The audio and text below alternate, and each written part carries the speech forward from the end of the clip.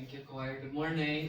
Salamat sa Panginoon na nandito tayo ngayon. And we thank the choir for that wonderful music that they rendered today.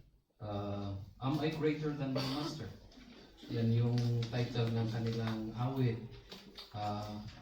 We praise God for the ministry of music that would usually prepare our hearts as we come to the Word and study it and meditate on it. Salamat sa Panginoon for this pulpit Bible. Hindi ko alam kung saan galing ito. Nakuha ko lang dito. This is a good Bible. This is in the King James Version, and it is just wonderful to read from a big passage, or from a big book with big fonts. Kung nakalimutan mo ang eyeglasses mo, pwede mong hiramin ito. Napansin ko si Ray lang ang walang eyeglasses sa choir.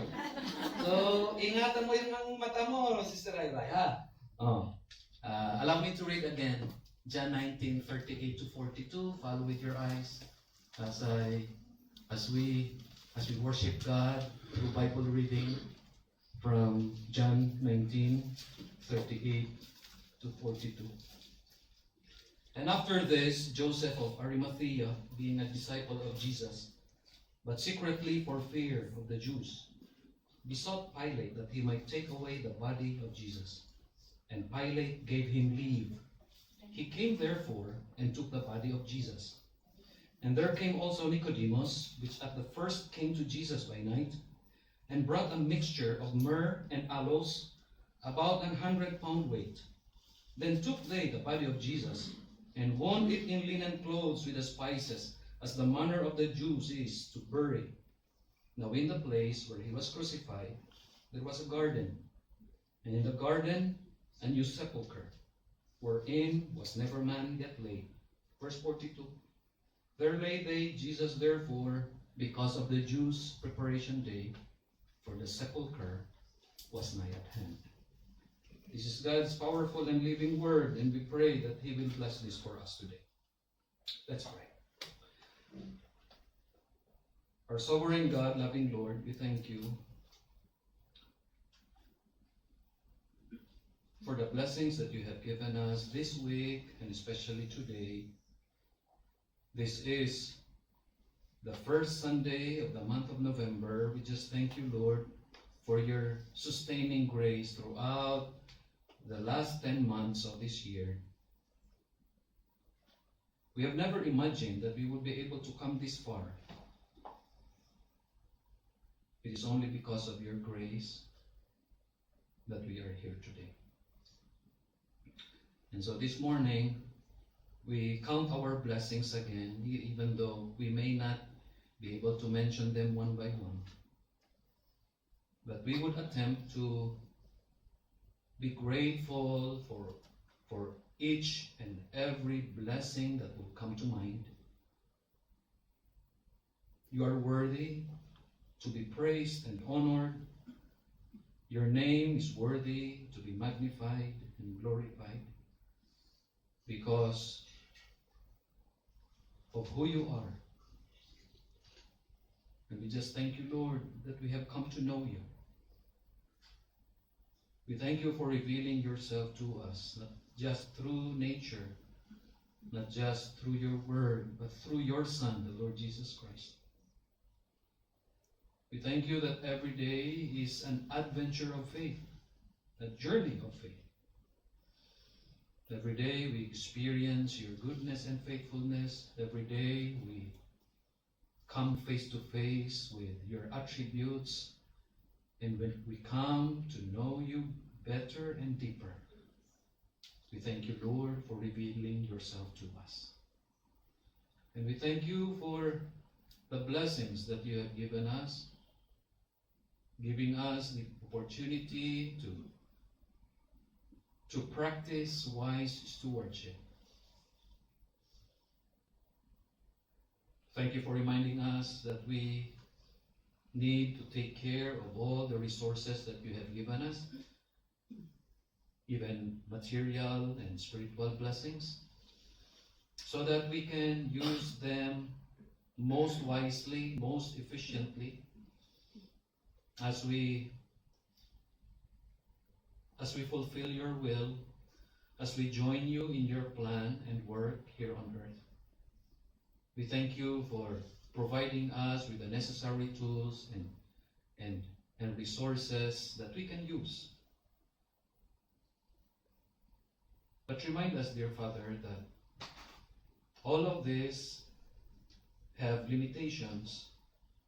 We do not need to put our trust and our dependence on these material things. Rather, we ought to trust you more than ever as the source of everything. We pray, Father, that you will enable us to make use of every opportunity, to grab every privilege that you give us, to do acts of kindness,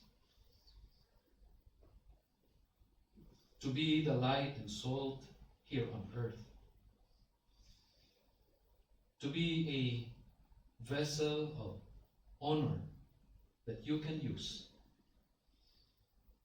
even as we continue, Lord, to grow in our Christian faith. Father, we trust that you will bless our desire to know more of your will and to follow your will each day. Give us the grace to yield ourselves to it.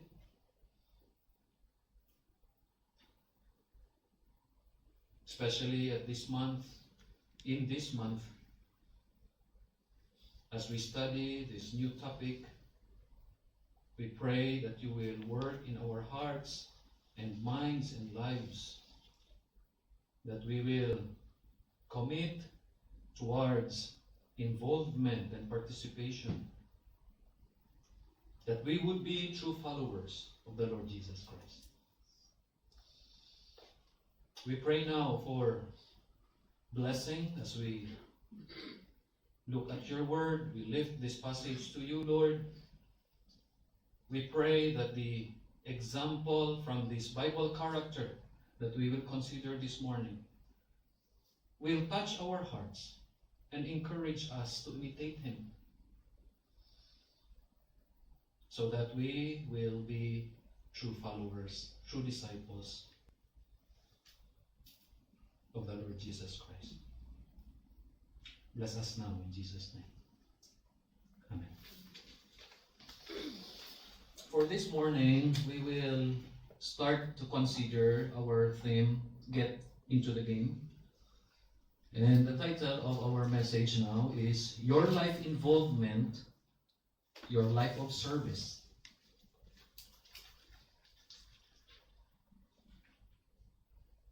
In the early 1970s, there was a Brazilian football player who joined several teams since 1972 up to the late 1990s.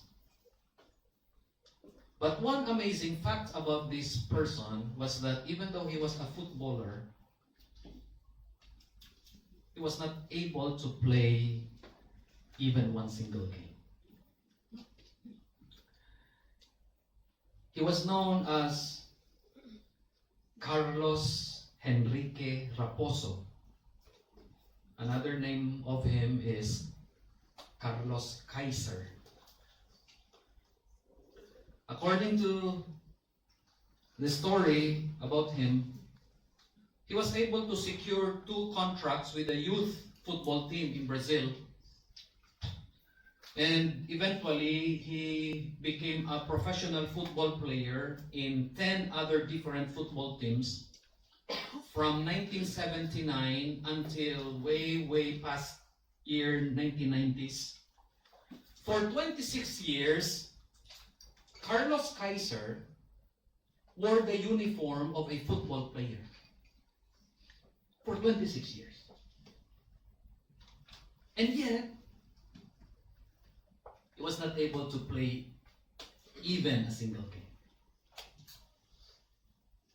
What he usually did was to make alibis para hindi siya makapaglaro. And according to the story, sometimes he would fabricate injuries para hindi lang makapaglaro. During scheduled games, he would report to the field with bandages, either sa paa or the knee or kung saan. And he would say that he was injured and so he would not be able to play. Another alibi that he would use, he would say that he needs more time to get in shape. He would always train.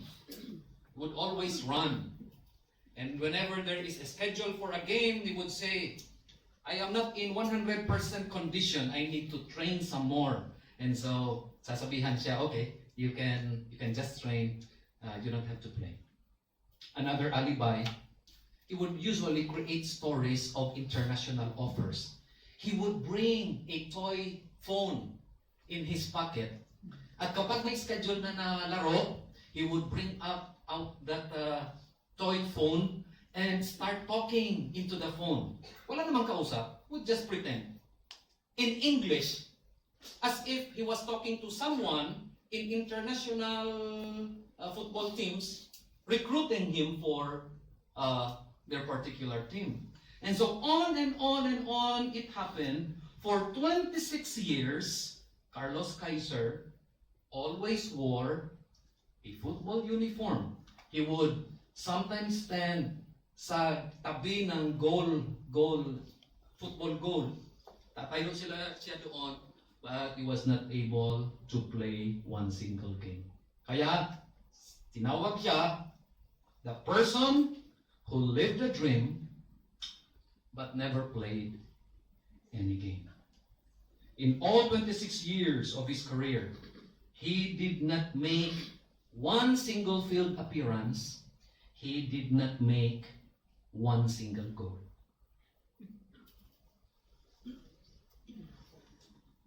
I want to mention him as an introduction for our study this morning because we want to prepare our mindset as we respond to this theme for November, Get in the Game.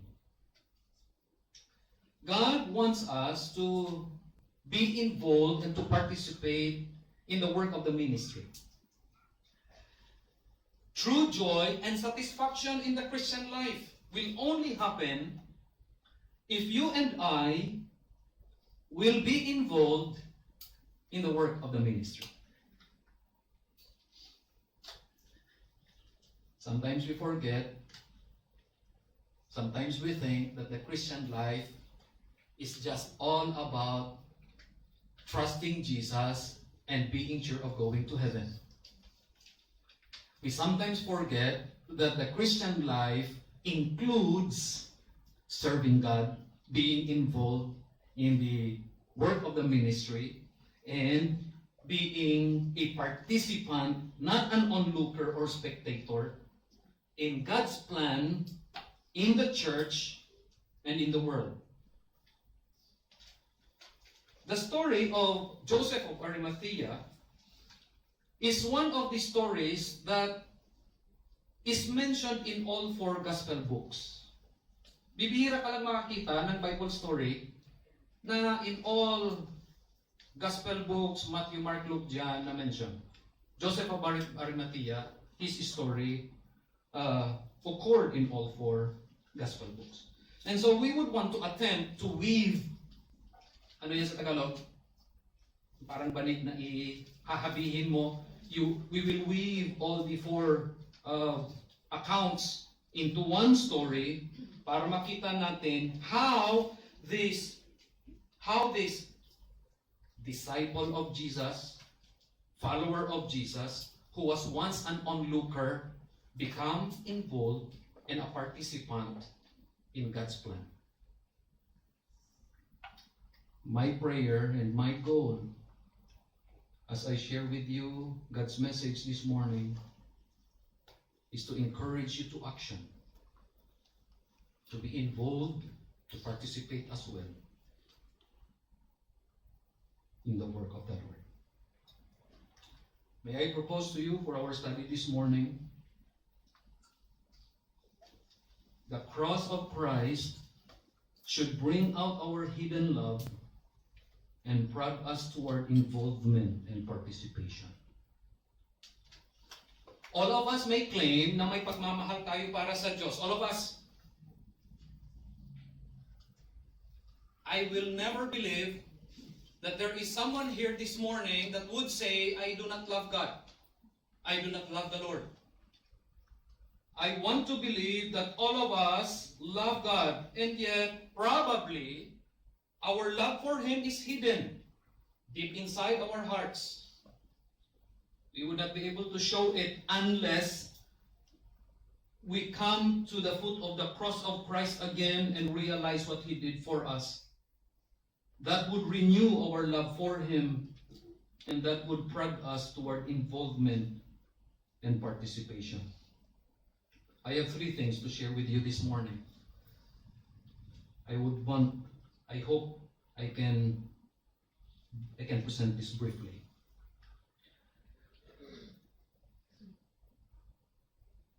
The first thing that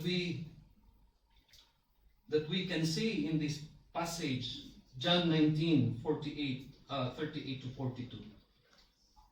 The first proposition or suggestion that we see here is that our life involvement and ministry participation is an essential part of our journey of faith. This is the essence of the invitation of Jesus whenever He invites people to come follow Him. This is the essence of every invitation coming from Jesus. In the Gospel books, we identify 12 people who responded to the call of Christ. When Jesus invited Matthew to come follow Him, immediately, sabi sa salita ng Diyos, he left the table of being a tax collector. When Jesus extended a similar invitation to Peter and Andrew and James and John, sabi ng salita ng Diyos, they left their father's boat, they left the nets, and they followed Jesus. The essence of every invitation coming from Christ is for us to take part, to engage in a journey of faith. In other words, ang gusto na ni Kristo Jesus sa atin whenever He invites disciples to follow Him is not just to be onlookers. It's not just to be spectators. It's not just like to be Carlos Kaiser, naka-uniforme, but doesn't participate. When Jesus invites the 12, and when Jesus invites you and me, it is His intention to make followers out of us. Not just spectators or onlookers. To engage, to embark on a journey of faith, to be involved and participate in His work. Can I invite you to open your Bibles to Acts chapter 16? Let us look at one example here of a person who, because he responded to the call, makikita mo that there is true joy and satisfaction in his life. I am talking about the Philippian jailer. At midnight, Silas and Paul were singing. There was an earthquake, and because of this earthquake, chains fell off the prisoners' hands. Doors swung open, and for fear that the prisoners have already escaped, the Philippian jailer was about to kill himself. Ito yung sabi ng kwento, starting from verse 29. Then he called for a light and sprang in and came trembling and fell down before Paul and Silas. Kasi sabi ni Paul, Don't kill yourself. We are all here. Walang tumakas. Verse 30. And brought them out and said, Sirs, what must I do to be saved? Okay? So here we see the Philippian jailer heard the call of Jesus. Tinatawag siya.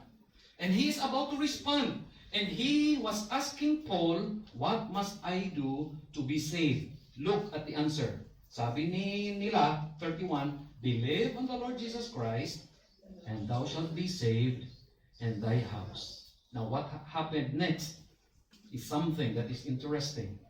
And they spake unto him the word of the Lord, and to all that were in his house.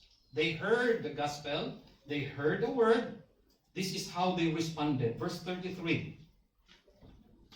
And he took them, ito yung response ng Philippian jailer, and he took them the same hour of the night and washed their stripes. That is involvement. He took them and washed their wounds. Nagkasugat-sugat dahil pinagpapalo sila. Linatigo sila. That is involvement. What else? And was baptized, that is participation. He and all his straightway. So, after Jesus called him to salvation, he responded. He got involved right there and then, washing the wounds, getting baptized, he participated. Look what happened in verse 34. And when he had brought them into his house, he set meat before them and rejoiced, believing in God with all his house. He found true joy and satisfaction in being involved and in participating in the lives and in the work of the Lord. Now, balikan natin si Joseph of Arimathea. What does the Bible say about him? First, in Matthew 25 verse 57, he was introduced as a follower of Jesus. Remember na ang writer ng Matthew was one of the 12 disciples of Jesus. This is what he said. When the even was come, there came a rich man of Arimathea named Joseph, who also himself was Jesus' disciple. I need to underline that just to emphasize the fact that he was a follower of the Lord Jesus Christ. Another disciple, John, in verse 38 of chapter 19, has this to say about him. And after this, Joseph of Arimathea, being a disciple of Jesus. I don't believe na nag-usap si Matthew at si John to agree on what they have to write. Kasi when both of them wrote their gospel books, hindi same year. May nauna sa kanila. And so hindi sila nag-usap na, ito yung isulat natin concerning Joseph No. Each one of these writers fully knew that Joseph, tinawag nga nila, was a follower of Jesus. Now, in some other passages, this was his description. Look, Mark 15:43. Sabi ni Mark, Joseph of Arimathea, an honorable counselor. It means he was respectable. It means he was respected. Respected what? Respected member of a ruling council of the Jews. Na kung tawagin ay Sanhedrin. Ang Sanhedrin, brothers and sisters and friends, was a ruling council of the Jews composed of 70 men. Parang senado. So, in a way, Joseph of Arimathea was a Jewish senator. He was honorable. He was respected. Another passage, Luke 23:50, describes him as a godly, righteous person. Look 23:50. And behold, there was a man named Joseph, a counselor, and he was a good man and just or righteous. He was good. Ang reputation niya, maganda at mabuti. And he was righteous. Another verse, Mark 15:43, babalik tayo. Sabi dyan, he waited for the kingdom of God. So, now, by this time, we have probably a clearer picture kung sino si Joseph of Arimathea. Summarize natin ha. He was a member of the Sanhedrin, the Jewish Senate. He was a follower of Jesus. He was respectable. He was a good man. He was righteous. He was faithful. He was like Simeon and Anna in Acts chapter 1. He also waited for the kingdom of God. Ito yung picture ni Joseph of Arimathea. But listen, as we look deeper, it doesn't look that way.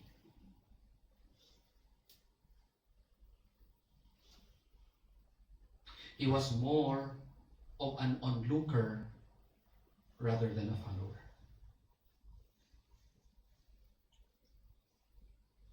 I want us to think about this for a moment, dearly beloved.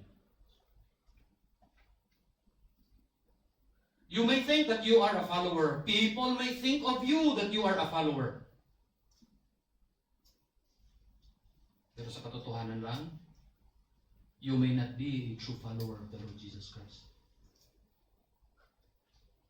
You may think of yourself as a football player with all the uniform that you wear. Kompleto. You may stand beside the football goal. You stand there with all the uniform. But unless you play, unless you get involved, unless you participate in the game, you will never be a true athlete or football player. I want us to think about that because Joseph here, despite the fact that he was identified as a disciple of Jesus, sa totoo lang, he was more of an onlooker. He was more of a spectator. And I tell you why. I'll show you why. Second suggestion from this passage. Fear and shame are the most common hindrances that keep us from involvement and participation. There is a phrase in the passage that we have read from John 19 that suggests that Joseph was never at first a true follower of the Lord Jesus Christ. He was more of an onlooker. Anong klaseng onlooker? A fearful onlooker. John 19:38. And after this, Joseph of Arimathea, being a disciple of Jesus, but secretly, for fear of the Jews, besought Pilate that he might take away the body of Jesus. We see here Joseph being fearful. Despite the description coming from other gospel writers about him, good, just, faithful, respectable, disciple, John, in the continuation of verse 38, gives a brutal description of him. He was fearful. He was a coward. He was a coward. He was fearful. He was full of fear. He was more of a secret follower of Jesus, more of an onlooker rather than a true follower. So nakita nyo? It is possible for you and me to claim that we are followers of Jesus Christ. And yet, sa katotohanan, we are just onlookers. Ano ang posibleng dahilan? Dalawa. Either shame or fear. He was a timid onlooker of Jesus, secret follower. He did not identify with the Lord Jesus Christ. Para sa kanya, it would be safe for him to follow Jesus from a distance. I'll show you another verse. Luke 23:51. Ito yung comment ni Luke sa kanya. Close in parenthesis. The same person had not consented to the counsel and did of them.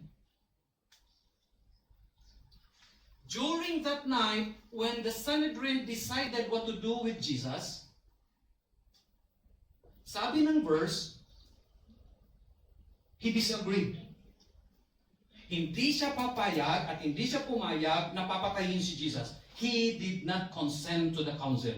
Kasama niya yung Sanhedrin, but he did not agree with the decision.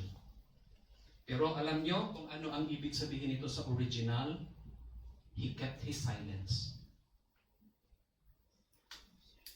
He did not speak about his decision. He did not do anything about it. Kaya, matatawag natin siya, he was more of an onlooker rather than a follower. Let's reflect on that for a moment. Joseph was in the room together with the other Sanhedrin members as they sentenced Jesus to death. He did nothing. He said nothing. He hid his faith because he wanted to be safe. He wanted to protect his position and his reputation and his career. Dearly beloved, Joseph was a timid onlooker of Jesus Christ. He was not a follower, a true follower at first. He was more of a timid onlooker. And as we reflect on his life and ours, I come to agree with myself that many times I am also a timid onlooker of the Lord Jesus Christ.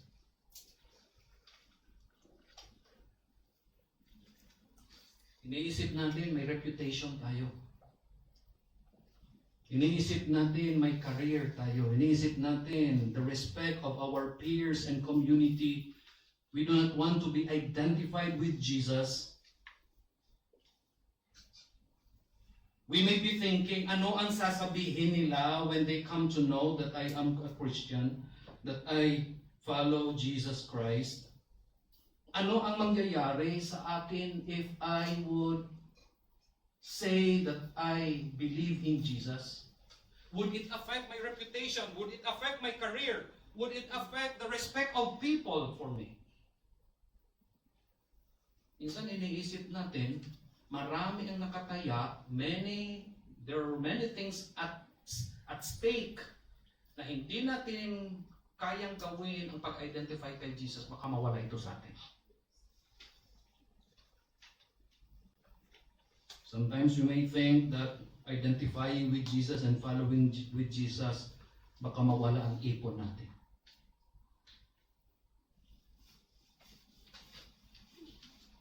Huwag kayo dyan sa CBBIMC sa Tinhaw.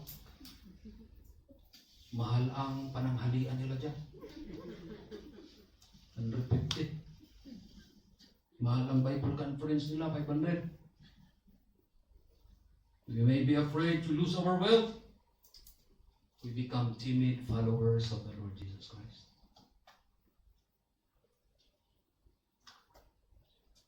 I want to bring your attention to one verse in Proverbs 29:25, because fear usually puts us in a trap na hindi tayo makatakas. We can never escape kapag mahulog tayo dito sa trap na ito. Proverbs 29:25, the fear of man bringeth a snare, but whoso putteth his trust in the Lord shall be safe. Sometimes we find this true in each of our lives. Nauunahan tayo ng takot, and because we are afraid, just like Joseph, he was afraid of losing what was important to him. He fell into the trap of indifference, of uninvolvement, the unwillingness to participate, the unwillingness to identify with the Lord Jesus Christ. This was Joseph at first. Kung titingnan mo, with all the positive description about him, ilagay mo sa timbangan, tapos ilagay mo sa kabila itong kanyang pagiging fearful, malaki yung pagkikita mong diferensya. Nawawala yung significance ng positive description. Just and good and faithful and follower, but fearful, nawawala yung significance. Think about that for a moment. People can come up with very beautiful description of you as a Christian. As a father, as a mother, as a sister, as a brother, as a son, as a daughter. Lahat ng mga magagandang description of you and about you. Pero ilagay mo sa kabila. You have been a fearful onlooker of the Lord Jesus Christ. Nawawala yung significance. This was Joseph at first. But praise God, his story did not end there. Let's continue on. Love for Jesus can overcome our fears and prompt us to involvement and participation. When we realize once again how Jesus loved us so much by giving his life for us, that would revive our love for him. That would open our hearts and our lives so that the once hidden love in us can be demonstrated, can be manifested through our involvement and participation in the work of God.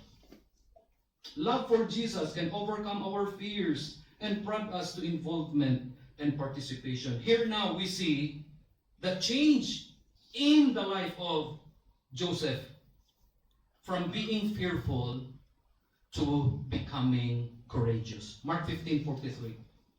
Sabi dyan, Joseph of Arimathea, an honorable counselor, which also waited for the kingdom of God, came and went in boldly unto Pilate and craved the body of Jesus. The same person who sentenced Jesus to die on the cross, the same person, hinarap ni Joseph na may buong tapang.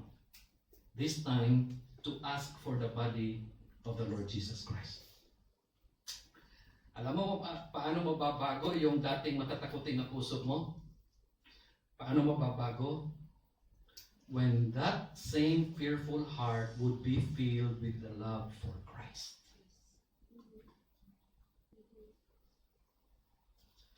Alam niyo kung anong nakakalungkot lang na reality? Many things have already stolen our love for Christ.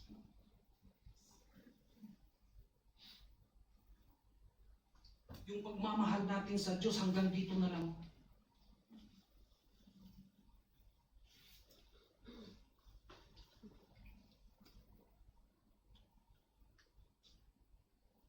I don't know if Joseph was there.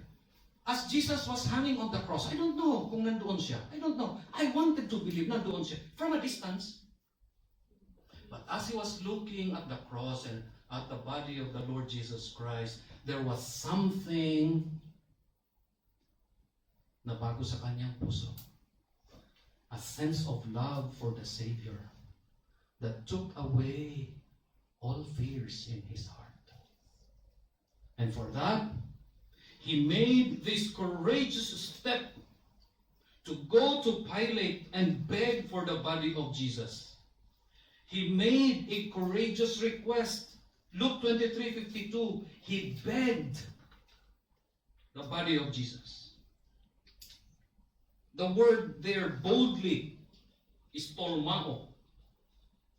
It means to muster courage and strength, to stand before. Kinakatakutan si Pilate.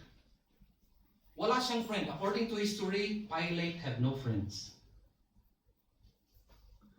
But there Joseph, pumunta siya doon in front of Pilate. He mustered the strength and courage and begged for the body of Jesus. Not only that we see here a courageous request, we also see here a loving act.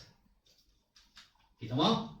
Pag ang puso mo ma-revive yung pagmamahal kay Jesus, hindi lang nagiging matapang, nagiging loving.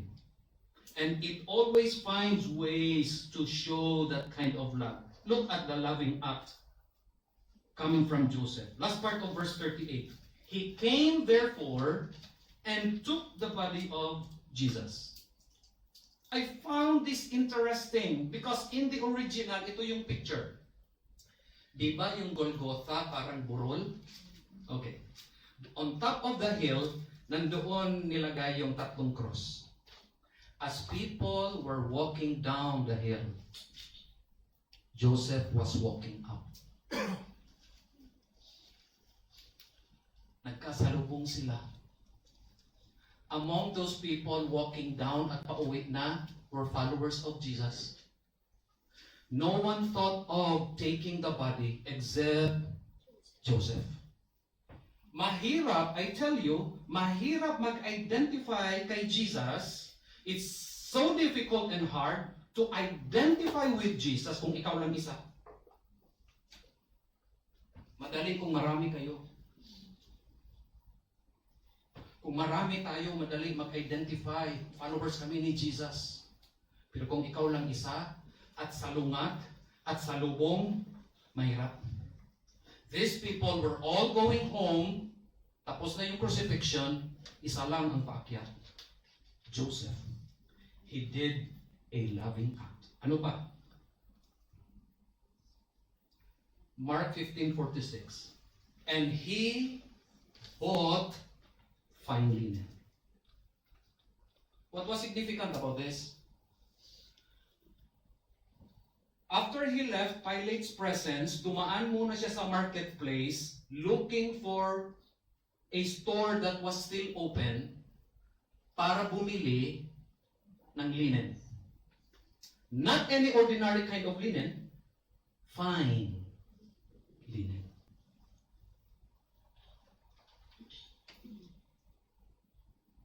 That is a loving act.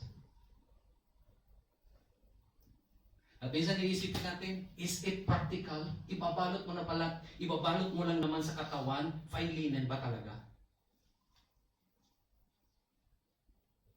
Minsan yun ang iniisip natin.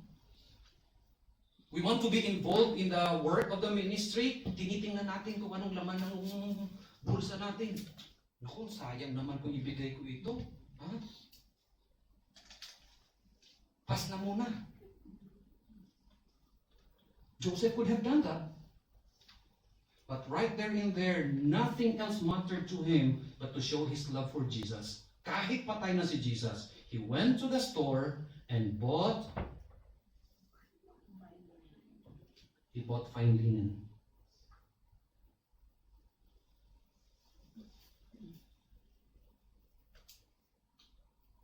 Which reminds us of one statement sa English. You can give without loving, but you cannot love without giving.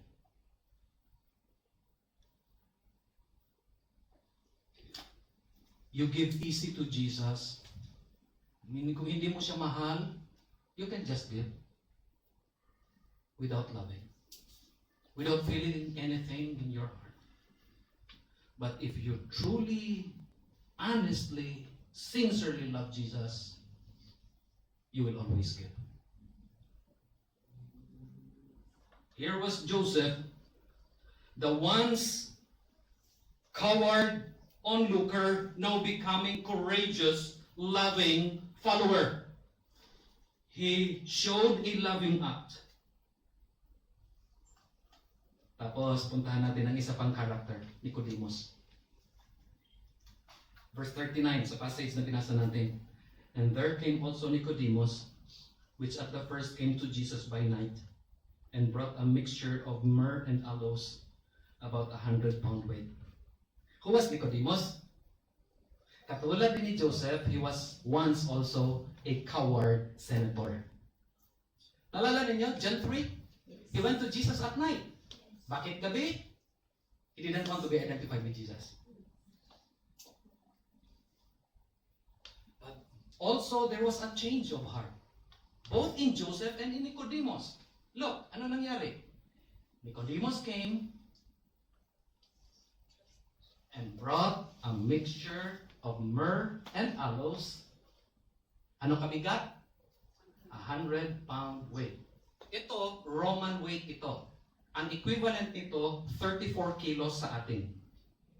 Dalawang klaseng spices, myrrh at aloes, tag 17. So imagine this. This, hindi middle age usually ang mga Jewish senators eh. Mga 60 plus na, usually. Picture this person. Paakyat sa burol, in each arm, 17 kilos weight ng spices. Paakyat. Hingal nga tayo, 5 kilos lang na bigas. Di ba? Here was Nicodemus, 34 kilos of spices. Alam niyo kung magkano ang price nito? Sabi ng commentators, 8.8 million pesos. There again, iisipin natin, is it practical? Ilalagay mo lang sa katawan na patay, 8.8 million talaga. Maraming mamahali na mga perfume. Chanel, Jo Malone, mga mamahali na perfume. Bakit mag-spend ka ng mahal? Si Mary, no, when she anointed the feet of Jesus, may reaction galing sa mga disciples. Sana ibinenta na lang ito at ipinamigay. Minsan iisipin natin, practical na pag-iisip. Kailangan ba talaga na magbigay ako if I want to serve God? Kailangan ba talaga na involve ang money kung mag-serve ako sa Panginoon? Hindi ba pwedeng libre? Kailangan ba talaga the best ang ibigay ko kay Jesus? Kailangan ba talaga Chanel ang ihaplas ko sa katawan niya? Hindi ba pwedeng Vicks?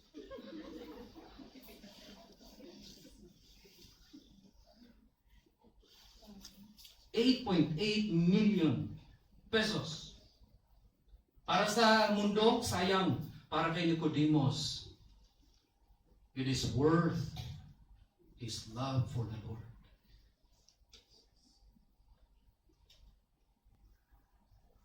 Verse 40. Then took they the body of Jesus and wound it in linen clothes with the spices. Ito na word na ito, ang meaning sa original, it was Joseph himself who took a ladder, started pulling the nails one by one, hanggang naibaba niya ang katawan ni Jesus. It didn't matter to him anymore na nakasuot pang senador siya.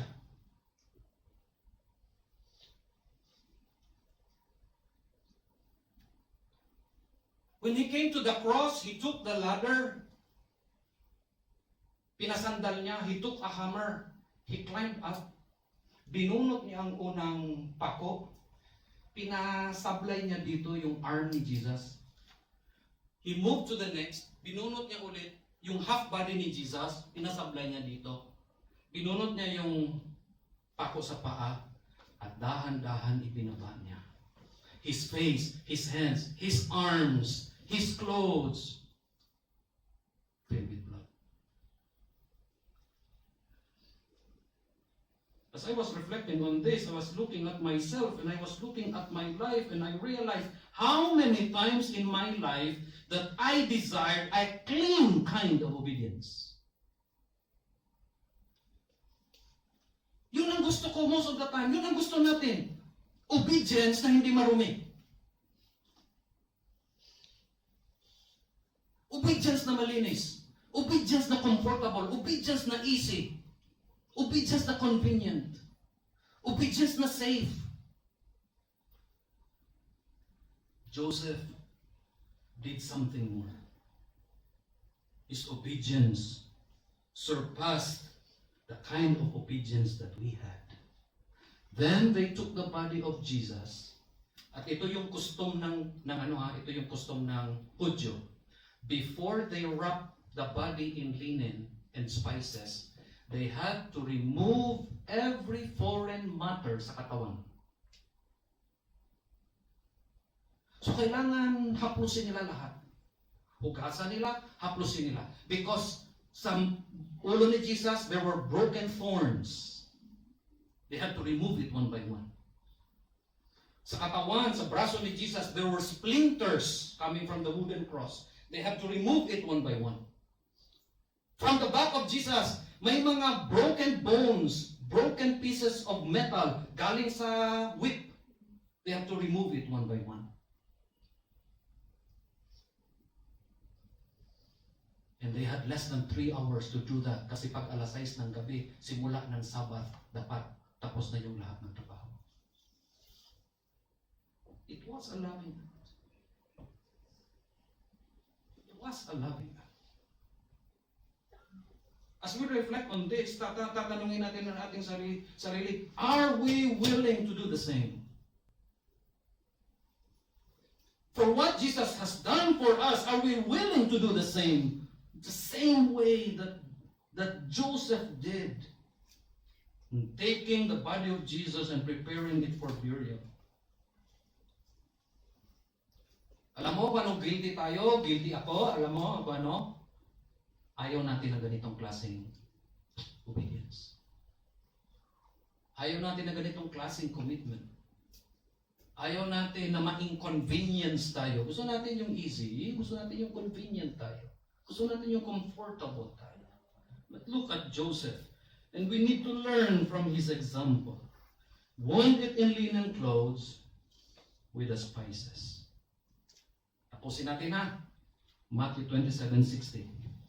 And laid it in his own new tomb, which he had hewn out in the rock. Malapit sa cross, malapit sa Golgotha, there was this burial place owned by Joseph of Arimathea. Gawa mismo ng kamay niya. Look! Which he had hewn, which he had carved out of the rock. Siya ang may gawa. Para sana sa kanya. But for that particular moment, wala nang ibang mahalaga. Ito yon. I will give this burial place to my Lord and Savior. It was a loving act.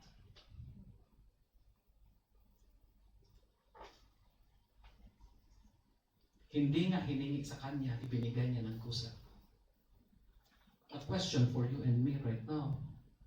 Kung hihingiin ng Panginoon ang involvement mo sa gawain, kung hihingiin ng Panginoon ang participation mo sa gawain, will you give it to Him?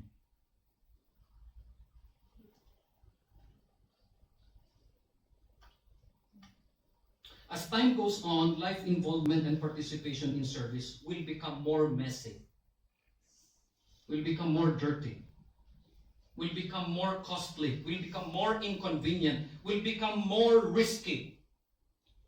I encourage you, dearly beloved, stop waiting for the right moment to get involved or to participate. Stop waiting for the right moment. Tigilan na natin ito. Nahihintayin pa natin kailan ang mas easy na paglilingkod sa Panginoon.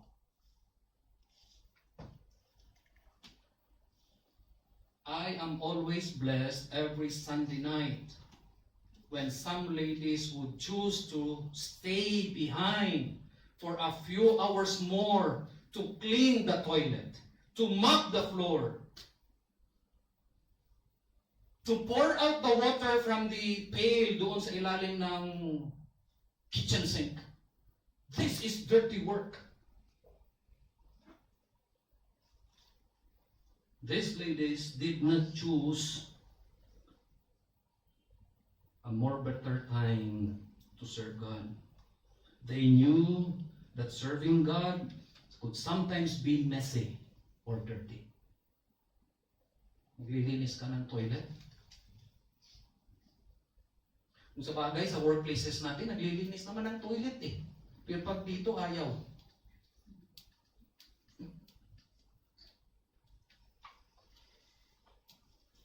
Stop waiting for the right moment to be involved or to participate. Joseph did not wait. When God prompted him, he did what he could. He got involved and he participated.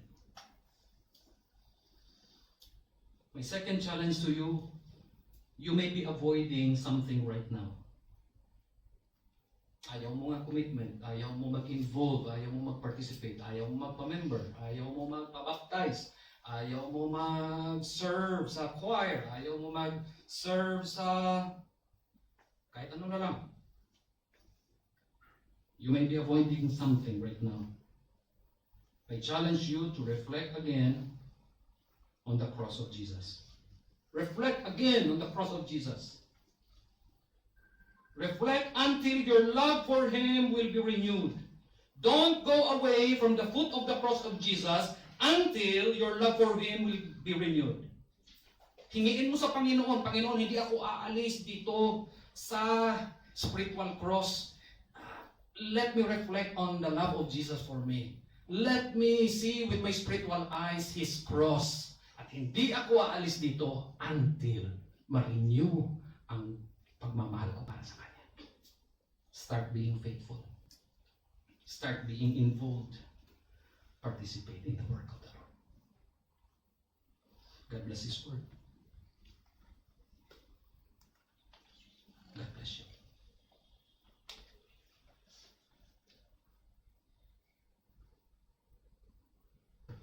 Heads in shame as we consider the life of Joseph. We see ourselves in the first part of his life when he was still a coward, fearful onlooker. But we thank you, loving God, for your grace at work in his life. Out of a coward onlooker, you have made a courageous, loving follower. And we saw what he did from the passages we have read.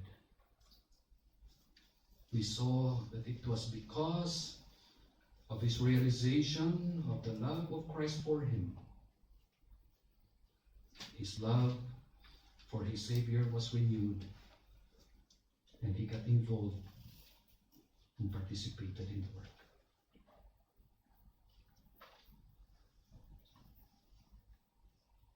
Forgive us for the times when we were cowards, when we were fearful. Forgive us for the times when we failed to make any commitment to be involved. We were contented to be bench warmers instead of participating. Oh, give us grace. Work in our hearts. That from now on, as our love for Jesus is revived, we will be involved. We will participate.